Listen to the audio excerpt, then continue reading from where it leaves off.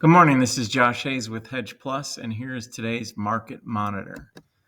Today's headline would be Finding Bottoms and Bad Headlines. Bad headlines continue to hold too much weight in this market, and with China coming around and saying that they can get all of their ag needs without the U.S., that brings in spec traders and people, buying into the absolute worst, driving the market down, and basically forcing us to find new bottoms or find an old bottom or just find new levels of support.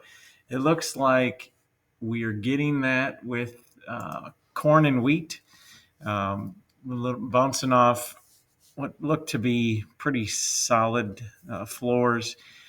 Definitely starting to see more weather concern. The market has to. This is the time of year where market has to really keep its eye open for weather, and even the slightest signs of trouble will get the market's attention. Soybeans, right now, this morning at right around 1040, there are technical support levels at both 1037 and 1029. So far, we've been able to maintain above the 1037 level, but the news is not as quite as strong with soybeans. With oil weakness, crude oil is holding back soybean oil, and the lack of any indication there'll be a $1 blender's credit extension has held back the soybean complex as well. The good news in all of this is that prices are low based on a lot of unknowns. People being worried about trade deals and worried about what China is going to do. The reality is China can say these things, but I cannot stress enough, even if China tries to buy all of their grain needs from someone else, those places aren't equipped to supply all their needs, not yet, even Brazil. And any additional buying China does that they typically would have done from the U.S., it's just going to spark higher prices in those places, which are going to push people to the United States. It's going to push people to buy from the United States, even if prices don't skyrocket in other places, because which conceivably would, but the lack of supply in other places is going to drive countries to us. So there's only so much to go around. World production doesn't increase that dramatically overnight. It certainly doesn't do it in 1 year. China can definitely envision a day down the line when they can buy all of their needs from somewhere else, and have it really not impact the U.S. in a positive way. Where there's countries coming our way because of China's demand, but that's going to take a lot more acres and yield coming out of other places. It's not something that can happen right now. So I guess my main point is these prices, especially for corn and soybeans right now, are not supported fundamentally. So the fundamentals will come back again. We're not going to go this whole year without fundamentals not mattering. It's just a matter of getting past these headlines, getting past these scares.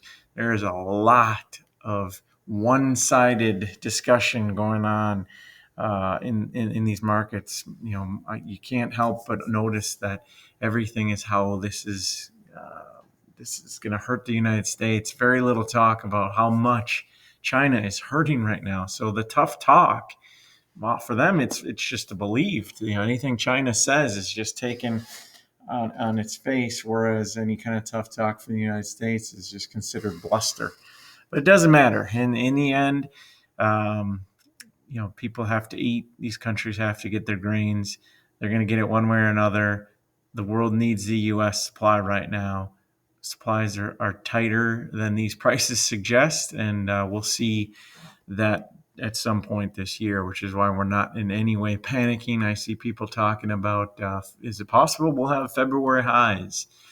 Anything's possible, right? But everything the fundamentals just don't align with that right now. Any kind of weather scare, which we know we're going to have at some point, and and like I said, once the fundamentals take over again, we're going to see our bounce back. Taking a look at that weather, saw the May forecast here. Appropriate to talk about the first day of May.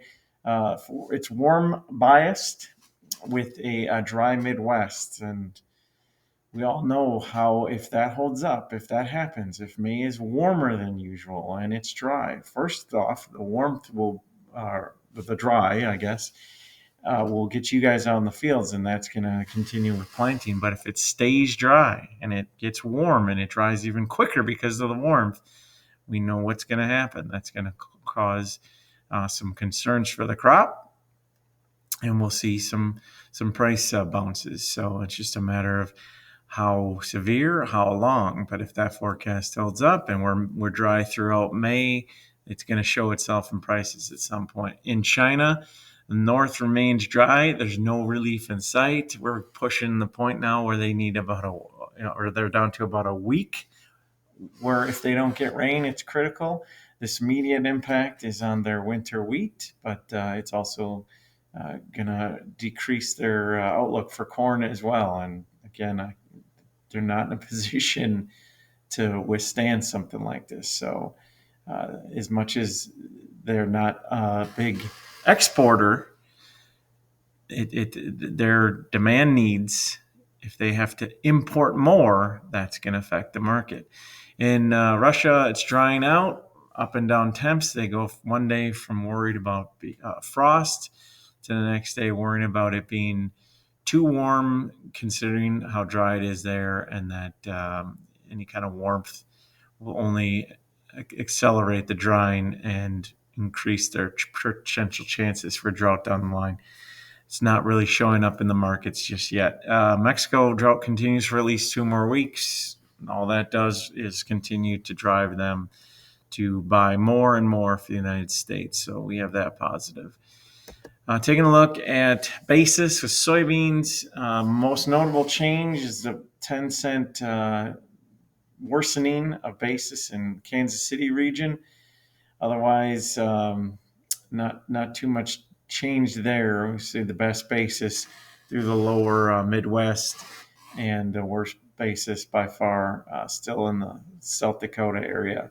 But notable that Kansas City region saw basis drop by 10 cents. So it went from 20 cents to only positive 10. Taking a look at overnight prices, it seems like one of the rare times lately where the overnight matches what's basically happened in the last 24 hours. July corn and wheat are both up. July corn about 2.25 cents, wheat up about 3.25 cents, with corn up about 8 cents in the last 24 hours, while wheat is up about 7. Soybeans are down about 4.75 cents from the close yesterday, and that matches pretty closely to what we've done in the last 24 hours, with beans down about 4 cents. Again, beans are testing a technical level of support right around 1037. The hope is that we'll hold there. The next level down from there would be 1029, and corn and wheat appear to have bounced off their support, and hopefully the bleeding has stopped for now. That's all for today. Hope everyone has a great day. Good luck with planting, and we'll talk to you again tomorrow.